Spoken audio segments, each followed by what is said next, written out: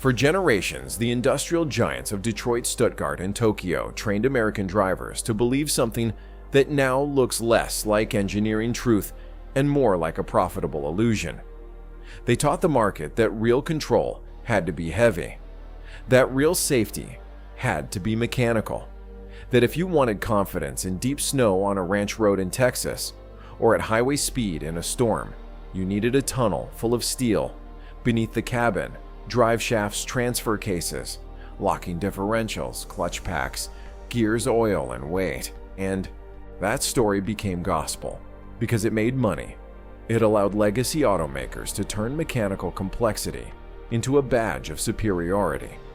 The more metal they packed into the platform, the more they could present the vehicle as durable, capable, and worthy of a premium sticker. Consumers were conditioned to see clunky hardware as proof of strength, not proof of a system that had never learned how to solve the problem in a cleaner way. But that entire narrative is now being dragged into the light. What the old industry called capability was often just compensation. What it marketed as mastery of physics was in many cases an expensive workaround for a control problem that mechanical engineering could never fully eliminate. So this is not just another new vehicle story, and it is certainly not a cosmetic update. This is the beginning of a forensic dismantling of one of the most protected myths in automotive history. To understand why this shift is so dangerous for the old industrial order, we need to look at the machine American drivers have been living with for more than a century. The traditional drivetrain was built around one brutal constraint: power is created in one place, but it must do its work somewhere else. In a gasoline truck, an SUV, or a body-on-frame off-roader, torque is usually born at the front or near the center of the vehicle, and then forced through a long mechanical journey before it ever reaches the pavement. That journey is far uglier than the brochure ever admits. Power leaves the engine, passes through a torque converter, enters a multi-speed transmission, travels down a spinning steel driveshaft, moves through a transfer case in 4x4 applications, then into one or more differentials, and finally out through axle shafts to the wheels. Every one of those handoff points is a tax on efficiency. Friction takes a cut. Heat takes a cut. Rotational inertia takes a cut. Fluid drag takes a cut. The result is that a large portion of the vehicle's engineering intelligence is wasted just trying to survive its own mechanical plumbing. And that waste is not only about fuel economy or battery range. It is about response time, mass distribution, packaging, service complexity, vibration, and long-term durability under stress. When a platform depends on heavy rotating hardware stretching from one end of the chassis to the other, it carries a permanent physical penalty before it even touches snow, mud, gravel, or broken pavement. What the market was told to admire as rugged sophistication was often just accumulated compromise. That is the hidden truth beneath the mythology of legacy capability. The old drivetrain is not elegant. It is a long chain of mechanical concessions, refined over decades. Yes, but still trapped inside the same basic problem. Too much hardware, too much drag, and too much time lost between command and response. If the driveshaft represents the weight of the old system, the differential represents its deepest intellectual weakness. This is the component legacy automakers spent decades glorifying, refining, and marketing as proof of advanced control. But underneath the branding, the mechanical differential is still doing something fundamentally primitive. It waits for the problem to appear, and only then does it attempt to respond. Even in its most sophisticated forms, whether it is a torsion unit, an electronically controlled limited slip differential, or a premium torque splitting setup in a luxury SUV, it remains a reactive device. It relies on friction surfaces, clutch engagement fluid behavior, and mechanical resistance to interpret which wheel has lost grip and where torque should go next. In other words, it does not truly predict the event. It senses the damage after the fact and then tries to reduce the consequences. That delay is not academic. On black ice in Michigan, on wet pavement during a sudden lane change, or on loose gravel coming off a rural road in Colorado, milliseconds matter. Vehicle dynamics at speed do not wait politely for gears and clutch packs to negotiate. By the time a conventional system detects slip, calculates a correction, and physically redistributes force, the chassis may already be rotating in the wrong direction. That is the fatal flaw. Legacy four-wheel drive systems were engineered around mechanical reaction in a world that increasingly demands digital anticipation. The old hardware can be made stronger, more expensive, and more complex, but it cannot escape its own nature. It is still heavy metal trying to think after the crisis has already started. And in any system where stability depends on who reacts, first latency is not a minor inconvenience. It is the beginning of failure. The real break with legacy engineering begins at the exact point where Western manufacturers made their most expensive assumption. They believed the differential had to be perfected. Chinese engineers approached the same problem and arrived at a far more dangerous conclusion. The differential did not need to be improved. It needed to be erased. That is the core logic behind a true decentralized quad motor platform. Instead of producing force in one part of the vehicle and then transporting it through a maze of shafts, gears, and fluid-soaked hardware, the system places power control directly at each corner. In the architecture, exemplified by BYD's E4 platform, each wheel is treated as its own independent propulsion unit. There is no physical shaft linking front to rear. There is no conventional axle forcing the left and right sides to behave as a mechanically compromised pair. Each corner receives its own motor, its own control authority, and its own high-voltage management logic. That changes everything. The old drivetrain behaves like a factory with one central machine trying to send work through a long chain of conveyors. A decentralized quad motor platform behaves like four intelligent production cells operating at the point of demand. The physical distance between command and action collapses. So does a large portion of the waste. No long spinning steel tube, no mechanical torque handoff across the full length of the chassis, no fluid drag in the same legacy sense, no heavy central differential housing trying to mediate force after it is already too late. This is why the efficiency gain matters even before the safety argument enters the room. Once power delivery is localized, the platform removes layers of rotating mass and parasitic loss that internal combustion and hybrid-era drivetrains were forced to tolerate. The result is not a minor optimization. It is a redefinition of how energy reaches the road. What legacy automakers treated as unavoidable hardware is now exposed as historical baggage. And once that realization becomes visible to the market, the steel-centered logic of the old drivetrain begins to look less like engineering necessity and more like industrial inertia. But efficiency, as disruptive as it is still not the main story. It is only the side effect. The real weapon in this architecture is control. Once each wheel becomes its own independent source of propulsion, the vehicle stops behaving like a single mechanical organism tied together by shafts and compromise. It begins to behave like a distributed computing platform on wheels. That distinction is not rhetorical. In a legacy drivetrain, torque is pushed through shared hardware, and the vehicle must live with the delays, friction, and negotiation that come with that physical arrangement.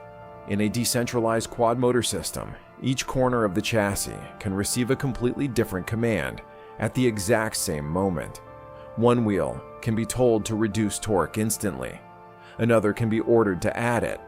A third can stabilize yaw. A fourth can maintain forward momentum. The vehicle is no longer merely delivering power. It is computing motion. That is why this architecture is so unsettling for the old guard. It does not simply replace a few metal parts with electric motors. It changes the very language of dynamics. Instead of waiting for slip and then trying to rescue the chassis with brakes, clutch packs, or delayed torque redistribution, the platform can shape the behavior of the vehicle in real time, wheel by wheel, calculation by calculation. A heavy SUV no longer has to feel like a heavy SUV in the old mechanical sense. Software begins to rewrite the meaning of mass itself.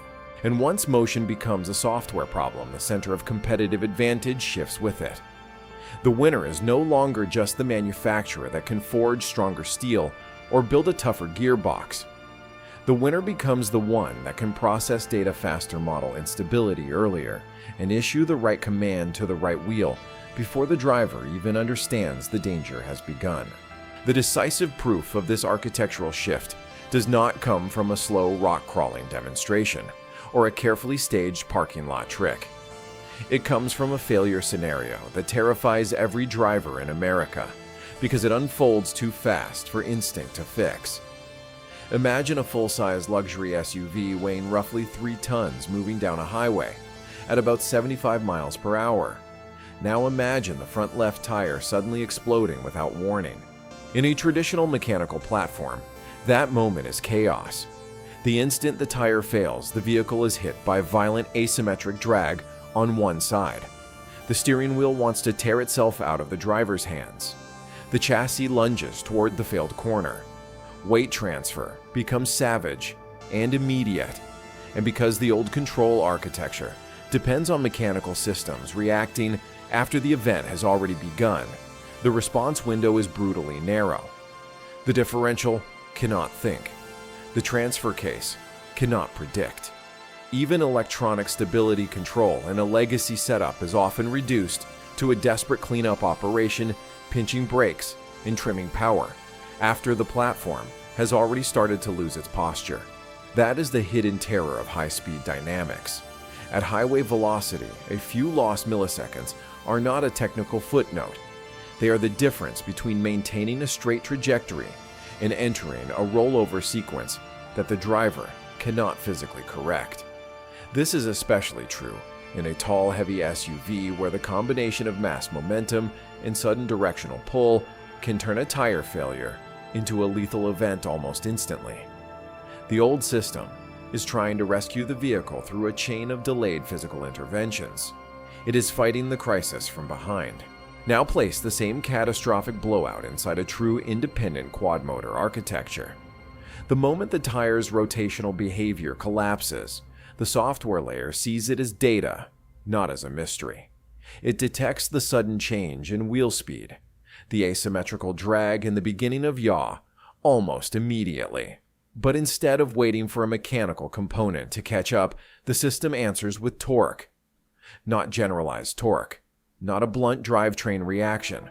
Targeted torque, delivered independently to the remaining 3 wheels in a sequence of rapid micro-corrections. This is where the 1000 Hz control logic changes the meaning of survivability. A system operating at that frequency is not reacting a few times during the emergency. It is recalculating and adjusting continuously, hundreds upon hundreds of times, while the event is still unfolding.